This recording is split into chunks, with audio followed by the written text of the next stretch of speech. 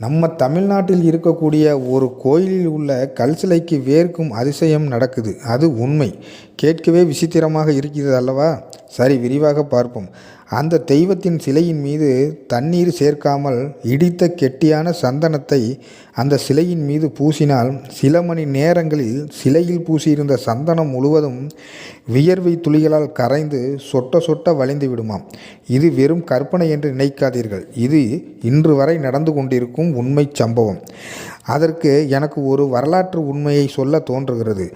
இந்தியாவை ஆங்கிலேயர்கள் ஆண்ட காலகட்டத்தில் ஒரு பிரிட்டிஷ் உயர் அதிகாரி அக்கோயிலுக்கு வருகிறார்.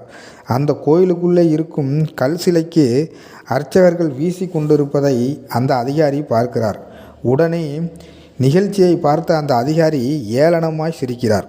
உடனே அந்த அதிகாரி வீசி கொண்டிருக்கும் அந்த அர்ச்சகரை பார்த்து, உங்கள் தெய்வத்திற்கு வேர்க்குமா என கேட்கிறார்.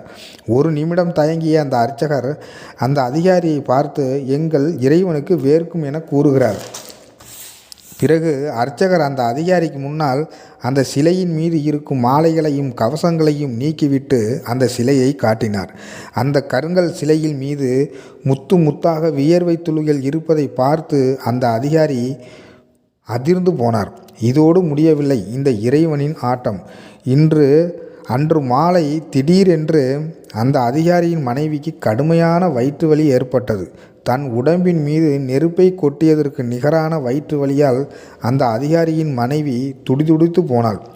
மருத்துவமனைக்கு அழைத்து சென்றும் குணப்படுத்த முடியவில்லை. அந்த அதிகாரிக்கு என்ன செய்வதென்றே புரியவில்லை. சற்று யோசித்த பிறகுதான் அந்த பிரிட்டிஷ் அதிகாரிக்கு புரிந்தது. தாம் ஏளனமாய் பார்த்து சிரித்ததும் அவமானப்படுத்தியதும் சாதாரணமான கல் சிலை கிடையாது, அது உயிர் உள்ள தெய்வம் என நினைத்து தன் தவறை உணர்ந்தார் அந்த பிரிட்டிஷ் அதிகாரி. உடனே அந்த அதிகாரி அந்த கோயிலுக்கு சென்று மனம் உருகி வேண்டிக் கொள்கிறார். இறைவா, என்னை மன்னித்து விடு. ஐயா, என் மனைவியை எப்படியாவது நீதான் காப்பாற்ற வேண்டும் என வேண்டிக் கொள்கிறார். அப்போதுதான் ஆச்சரியம் நடந்தது. வேண்டிக் கொண்ட மறுகணமே அந்த பிரிட்டிஷ் அதிகாரியின் மனைவி பூரணமாக குணமடைந்தார். அந்த அதிகாரி இறைவனிடம் வேண்டிக் கொண்டபடி வெள்ளி பாத்திரத்தை காணிக்கையாக அந்த தெய்வத்திற்கு வழங்கினார். அந்த பிரிட்டிஷ் அதிகாரியின் பெயர்தான் லூசிங்டன். இன்றும் லூசிங்டன் 1803 என அவருடைய பெயர் பொறிக்கப்பட்டிருக்கும்.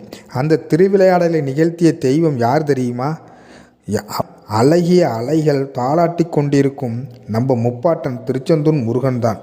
நம் முப்பாட்டன் முருகனை போற்றி வணங்குவோம். அப்படியே நம்ம சேனலை சப்ஸ்கிரைப் பண்ணிவிட்டு ஒரு லைக் பண்ணிடுங்க. நன்றி, வணக்கம்.